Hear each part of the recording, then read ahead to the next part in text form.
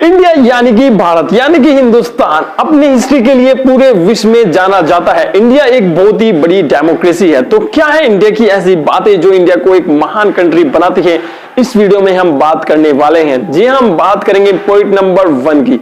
India ने invention करा था जीरो। जीरो वैसे तो अपनी कोई वैल्यू नहीं रखता, परंतु अगर किसी नंबर के पीछे अगर हम जीरो लगा दे तो उसकी वैल्यू मल्टीपल टाइम बढ़ जाती है। यानी अगर हम 1 के पीछे जीरो लगाए तो वो 10 बनता है और 10 के पीछे जीरो लगाए तो वो 100 बनता है।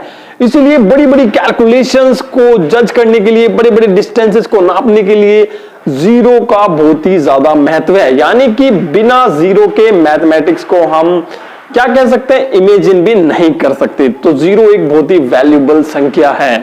ठीक है, अपनी वैल्यू ना होने के बावजूद भी ये दूसरों की वैल्यू बढ़ाता है। कितना अमेजिंग नंबर है ना दोस्तों, क्योंकि ये भारतीयों ने दिया है। दूसरा फैक्ट ये है कि दोस्तों रामायण और महाभारत जैसी एपिक्स तो आपने जरूरी पढ़ी होंगी अगर आप इंडिया में रहते हो। अगर नहीं पढ़ी तो आपने इनकी स्टोरीज वगैरह कार्टून में या आपने टीवी सीरियल्स में जरूर देखी होगी। दोस्तों महाभारत और रामायण इतनी लार्ज एपिक्स है, किसी और कंट्री के पास ऐसी एपिक्स नहीं है जो कि उस कंट्री के कल्चर वगैरह के बारे में इतनी शानदारी से बता सके। हमारी हिस्ट्री बहुत ही शानदार है। हमारा एंशिएंट हिस्ट्री के बारे में हमें बहुत कुछ पता चलता है अपने इन्हीं एपिक्स से, रामायण और महाभारत से। अगली बात करते हैं कि जो इंडिया है यानी कि योगा जो वर्ड को मिला है वो इंडिया ने दिया है।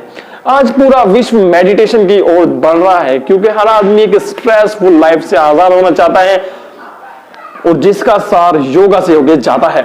इंडिया ने ही पूरे विश्व को ये योगा दिया। और अब हम कौन से डे को योगा डे बनाते हैं, कौन सी तारीख को बनाते हैं, कमेंट कर जरूर बताना।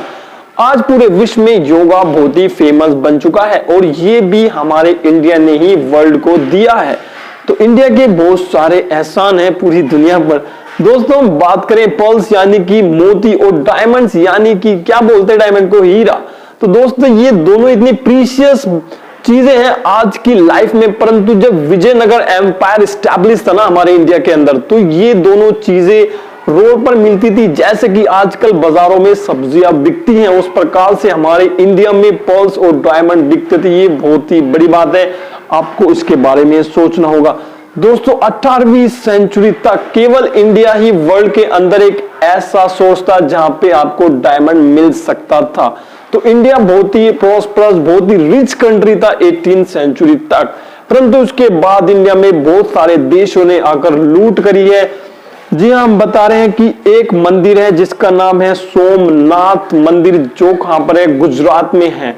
दोस्तों उसमें क्या हुआ, 17 बार लूटा गया उस मंदिर को। तो उस मंदिर में कितनी वेल्थ रही होगी आप इमेजिन भी नहीं कर सकते कि 17 बार लूटने के बाद भी आज भी वो मंदिर हमारा मौजूद है। ठीक है, आप देखने जरूर जाना। तो इंडिया एक बहुत ही मस्त हिस्ट्री रखता है, अपनी बहुत ही रिच एंड प्रोस्परस कंट्री था हमारा भारत। ठीक है, अगली बात करते हैं अशोका। अशोका के बारे में आप सबने जरूर पढ़ा होगा या तो सुना जरूर होगा। अशोक एक ऐसा राजा था जिन्होंने की पूरे एशिया के अंदर बुद्धिज्म यानी कि बुद्ध धर्म को फैलाया था। आज भी बुद्ध धर्म आपको हमारे इंडिया और एशिया में बहुत जगह मिल जाएगा। दोस्तों आप कमेंट करके जरूर बताना कि कौन सी कंट्री में बुद्ध धर्म सबसे ज्यादा माना जाता है। ठीक है दोस्तों, तो अशोक ने ही अपने कुछ टीचर्स बुद्ध धर्म की प्रीचिंग करने के लिए पूरे एशिया में भेजे थे, जिसके चलते आज बुद्ध धर्म एग्जिस्टेंस में है। तो इसके पीछे राजा अशोक का बहुत ही बड़ा हाथ है।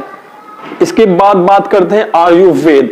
जी हाँ, आयुर्वेद एक ऐसा सिस्टम है। आज हम बात करते हैं हमें कोई बीमारी होती है तो हम अलग अलग प्रकार की दवाई लेते हैं, अलग अलग प्रकार की सर्जरी लेते हैं, परंतु आयुर्वेदिक दवाइयां आज भी बहुत ही मानी जाती हैं। और अगर आपको कुछ भी बीमारी है तो बिना साइड इफेक्ट के आपको आयुर्वेदिक दवाई ठीक करके देती है। तो ये जो आयुर्वेद का जो स्टार्टिंग है ना, ये इंडिया में ही हुआ था। तो इंडिया कितना ग्रेट है आप इन बातों से ही पता कर सकते हो। अगर हमसे इस वीडियो में कुछ पॉइंट मिस हो जाए तो आप कमेंट करके जरूर बता सकते हो, क्योंकि पूरे इंडिया की महानता एक छोटी सी वीडियो में बताना बिल्कुल भी संभव नहीं है। अगर आपको और ऐसे ही पार्ट चाहिए तो आप जरूर हमें कमेंट कर सकते हो। जी हाँ, इंग्लिश पूरे वर्ल्ड में बोली जाती है। कहां कहां बोली जाती है और कहां की किस देश की नेटिव लैंग्वेज इंग्लिश है, कमेंट करके बताना। परंतु इस हमारे पास एक बहुत ही अनोखा एक फैक्ट है कि इंडिया में सबसे ज्यादा लार्जेस्ट पॉपुलेशन है जो कि लोग इंग्लिश बोलते हैं।